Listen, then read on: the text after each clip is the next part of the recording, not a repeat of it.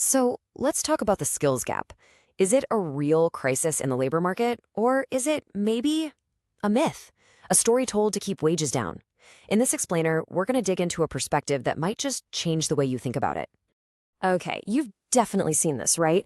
A job posting pops up, it's listed as entry level, but then, wham, they want 5 years of experience for a salary that barely covers rent. It's super frustrating, and honestly, it's the perfect place for us to start this conversation. But then, on the flip side, you hear this constant refrain from employers, right? We just can't find enough qualified people.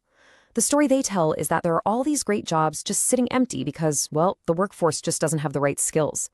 Sounds pretty logical on the surface, but is that what's really going on?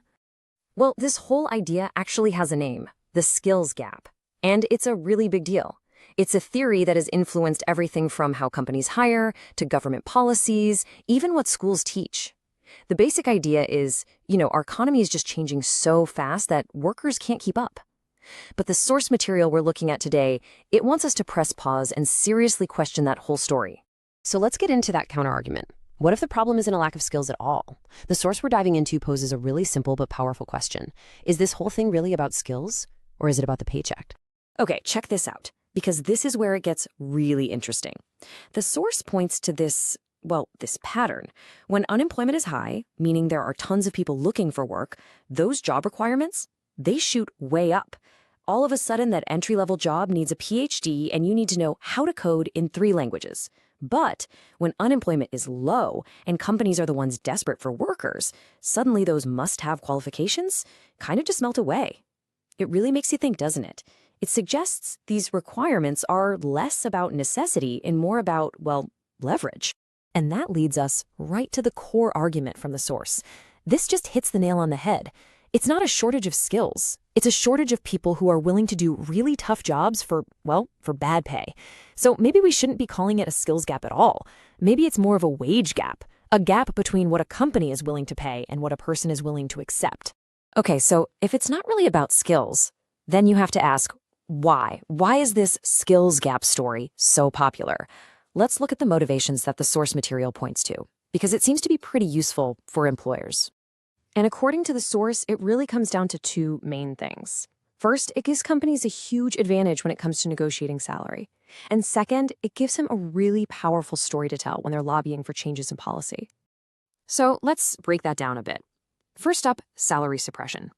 Think about it. If you believe there's a huge line of qualified people behind you, you're probably not going to push too hard for a higher salary, right? You'll just be grateful to get an offer. It completely shifts the power dynamic in the company's favor. And then there's the lobbying power. By constantly talking about a skills gap here at home, companies can make a really strong case for policies that bring in more workers from other places, like through certain visa programs. And what happens when you increase the supply of labor? Basic economics tells you it tends to push wages down for everyone. So what's the big takeaway here? Why does any of this matter?